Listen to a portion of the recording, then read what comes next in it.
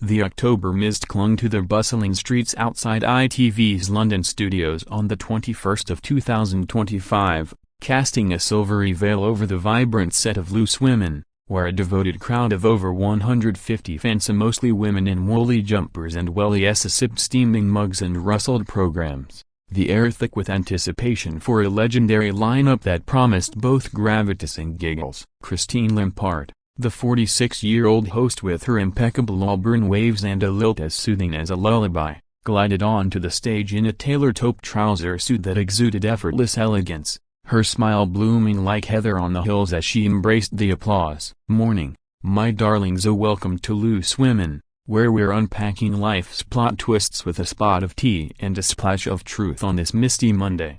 She beamed, her Northern Irish inflection infusing the room with instant intimacy, as the panel paraded in, the incisive Kay Adams, 62, her sharp bob framing a sharper witty empathetic Nadia Sawalha, 60, her flowing tresses tumbling like a torrent of tenderness Sunitra Sarkar, 51, shimmering in a silk emerald blouse, and Denise Welch, the 67-year-old Geordie Gale, bursting in last with a fiery floral frock that flared like her formidable frankness, her gaze already gleaming with the glint of a gossip ready to ignite. The episode's essence effused with autumnal allure, tips on taming frizzy locks in the damp, a debate on whether pumpkin spice is passé / copyright, but the undisputed luminary was Sir Anthony Hopkins, the 88-year-old Welsh wizard of the screen, wafting in from his Margam Castle retreat to herald his latest cinematic sorcery, a poignant prison drama titled The Lockdown Labyrinth,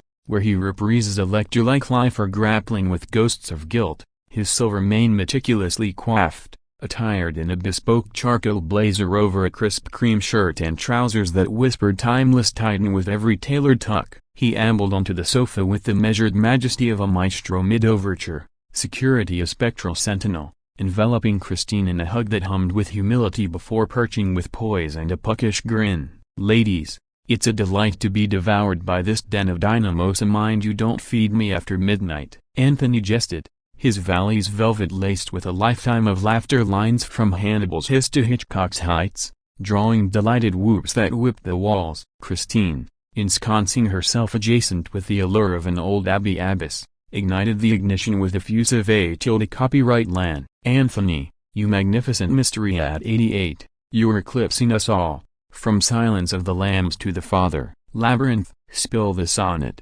what's the scene that stirred your soul, reliving those lockdown laments with a lector lilt? Anthony's eyes, those oceanic orbs of otherworldly insight, ignited with introspection, recounting a riveting reverie of rehearsing monologues in a mock cell, his timbre a torrent of tender truths. Christine, it's the silence screaming echoes of isolation that mirrored my own Covid cloister, turning torment into tapestry, acting's alchemy, transmuting madness into mirror. The congregation cooed in choral communion, Kay chiming in with a cheeky bet your co-stars sweating those fava beans. While Nadia nodded with nuance, Sunitra quizzing on his quill works. Denise, however, lounged with a latent leer, her latte-laden lore, her penchant for provocative pro-Bessa honed in heated Hancock hexes and Solomon skirmishes priming her for a plunge, having long lionized Hopkins as a genius grappling with genius. As the colloquy cascaded to his canon of characters, Christine cued, you've haunted us from Here's Love to Hitchcock, any role that haunts you still? Anthony unfurled a fond flashback to his 1970s Welsh woes, the band underscoring with a soft strings swell, the ambience akin to a fireside fable with fawns captured in crystalline candids for Instagram incense. The symposium sanctified the septuagenarian savant as eternal enigma, the ether electric with ebullience. Yet, as plaudits speaked and Denise drained her dregs, she darted a discerning dart, her voice velvet over vitriol. Anthony, your lecture's legendary, but let's lacerate the lore. Hannibal's hunger, a cannibalism chic or chilling critique of class carnage? In this era of elite excess, is it fact or fiction that your fame fed the frenzy? Or are we feasting on a facade? The hush hovered heavy, Anthony's joyous jaw jutting just a jot, the studio's serenity subtly surrendering to a simmering suspense, as convivial colloquy courted the cusp of conflagration. A frisson freighted the firmament as Anthony's affability altered, his blazer-clad shoulders squaring like shields in a Shakespearean skirmish, fingers furling the fabric of his trousers as if fortifying for fray.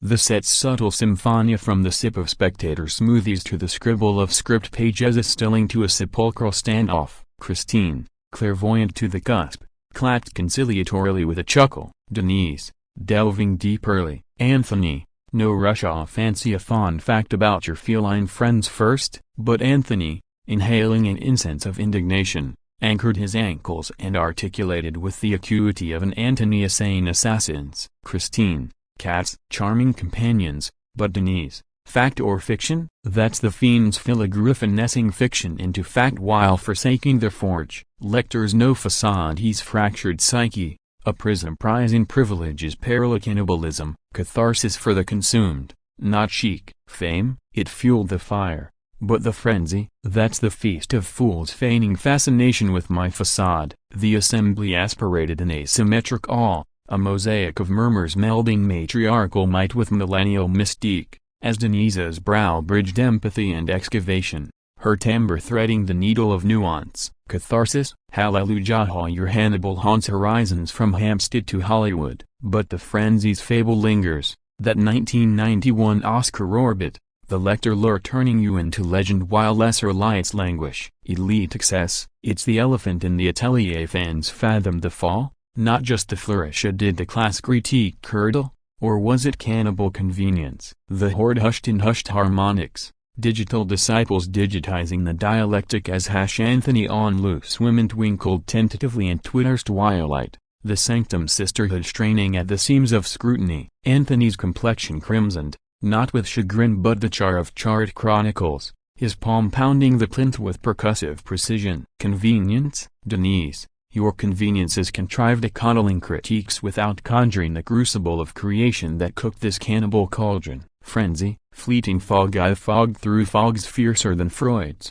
From Welsh whispers to Welsh woes, you excavate like an Egyptologist tying El Dorado, a probing peril for primetime pelf. A cascade of commiserative clucks coursed the crowd. The congregation cleaved between Anthony's clarion call and Denise's tenacious truth-telling, as she countered with compassionate cadence, canting closer like a confessor in confab. Pelf, honey, this is pulpit, not plunder. I've plumbed my own pitfalls, from quarry corridors to charity crusades. Cannibal without the cauldron's critique, it's half the horror. Was Lecter's lure a liberation, or just the lamb's lament? The riposte resonated relentlessly now. Anthony's cri de coeur on commodity of caricature clashing caustically with Denise's on catharsis's currency, the cushions congealing into Colosseum corners, the gallery's glow gilding the gathering gloam. Control console consternations crackled covertly, crescendo catastrophe contending with censor. The surge, as the vibe veered from vivacious to vitriolic, the empyrean edging toward eruption. What welled as welcoming waltz warped to warring whirl, wounds widening. Anthony's Oscar odysseys and Othello obsessions versus Denise's decade-deep devotion and daytime doggedness of the discourse devolving from duet to duel. Discord's decibel dialing dread. The teleprompter trembled in tacit terror as the tempest transuded, Anthony catapulting from his cove with the cataclysmic charge of a cyclone unchained, his blazer billowing like a banner of beleaguerment, vociferation vaulting to a volcanic vibrato that vanquished the venue's velvet veil. Currency? Denise, your currency's counterfeit, a cashing checks on my chasms while I chisel classics from charcoal. The cauldron's critique, it cauterized the chaos. Lecter's liberation, not lament. Your liberation's a luxury lounge, lounging on lore without the laceration. The assemblage avalanched in auroral anarchia, half hymning the hierophant's howl with hallelujahs, half haranguing the host's harried hegemonia as Denise detonated from her dais, her floral frock flaring like a flamenco of fury, retort rocketing with the resonance of a revival. Laceration? Anthony, it's laceration luxury, luxuriating in legacies while we languish in the lore you lord over. Classics without the critique, it's complacency and couture. Your Lecter's allure, but lure is the lie we all live. Liberation, or lecturing from the lectern? Christine chivied with chivalric chimea. Time out for tea, titans.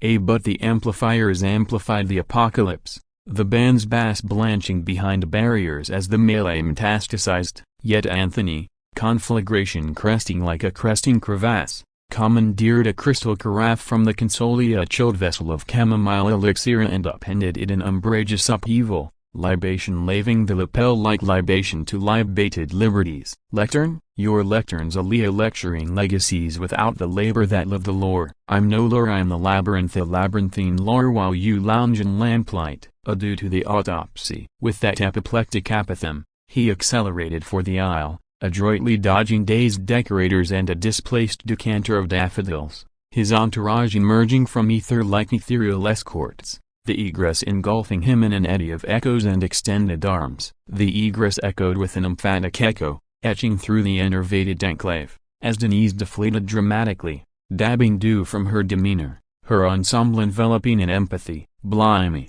that was Welsh whirlwind, she wisecracked weakly, wheedling wheezy whoops from the whelmed watchers, as the broadcast barreled to banal buffer Saberry bliss bites and booty boot camp blanketing the bedlam in banality, havoc hounded hectically, handlers harvesting hydra shards, hierarchy huddling in high-stakes huddles, while Anthony storms loose women torched like tinderbox tinder, vignettes vaporizing into viral vortexes by vending vigil, glossies gorged by gloaming a hello.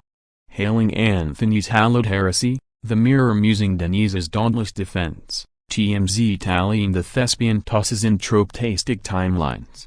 By banquet's brink, bulletins bellowed, Hopkins's loose lament, from lector lore to labyrinth lockout.